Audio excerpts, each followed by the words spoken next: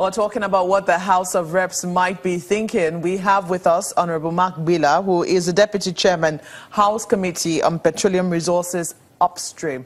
Well, you're welcome to the program. Thank you very much, Mark. What was your initial reaction when you heard or you saw the letter as leaked?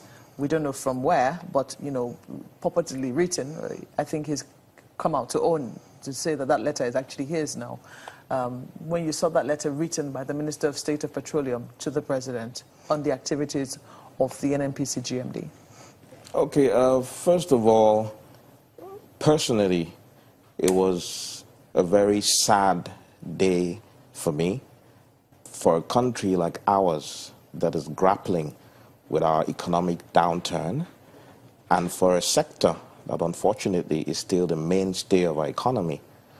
We would not want to be sending the wrong signals to the international community where we're seeking very critically required investment. And when there's a perception of a lack of transparency in that particular sector, then of course a lot of people will be hesitant about making the required investment that we need. But then again, I am going to be one of the first to admit also that it made me sad again that it's obviously also a failure on our part as the National Assembly to do the requisite oversight that we require. But that also ties itself into something Nigerians never seem to realize. Which is? Which is the fact that the National Assembly is the bastion of democracy, an institution that should be protected, not about individuals, and should be given the necessary resources to carry out its functions. Certain ministries in this country have over 15 agencies under them. The Petroleum Ministry has several agencies. The NNPC itself has several agencies that seem to all be shrouded in secrecy.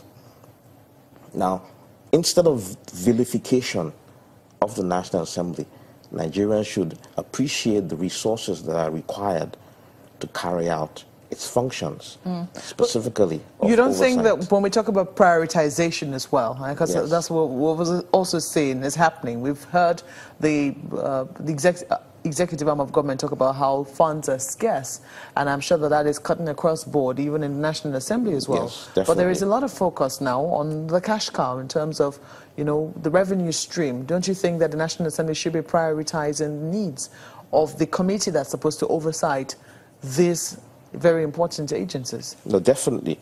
And which is why you see the assiduous and concerted effort now being displayed by the National Assembly with regards to the Petroleum Industry Bill.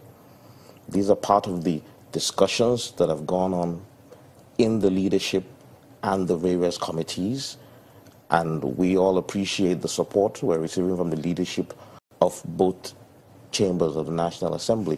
That is raising very difficult questions. I mean, because the PIB by itself, in terms of how it's fed in the National Assembly, presents another kettle of fish, which, we might be able to attach. This is the 8th Assembly. No, I mean, I'm not even talking about previous assemblies. Okay. I'm talking about this particular assembly. The fact that the Senate has broken it down and is tackling it on a piecemeal basis. The House of Representatives says, no, we are taking a holistic look at it. And people are wondering how they're going to be able to reconcile both at the end of the day. But let's leave that aside.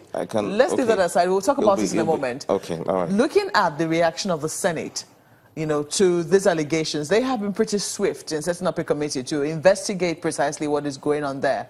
Is the House of Representatives looking in the same direction? No, definitely. Now, you need to appreciate the fact that we respect our colleagues in the Senate.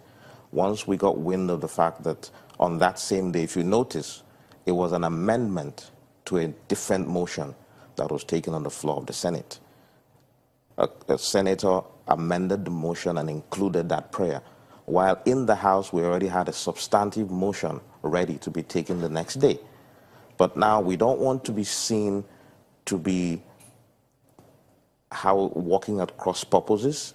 So we in the House of Reps decided there was no need to bring another substantive motion, but at the committee level, we will still, in liaison with the Senate, engage both parties to get to the root of this issue, because we are focused on ensuring that the truth must be brought to the fore, because we already have concerns about the operation of the NNPC and the ministry, because we get a lot of reports and allegations in this regard, which we are of course articulating so we can engage them about.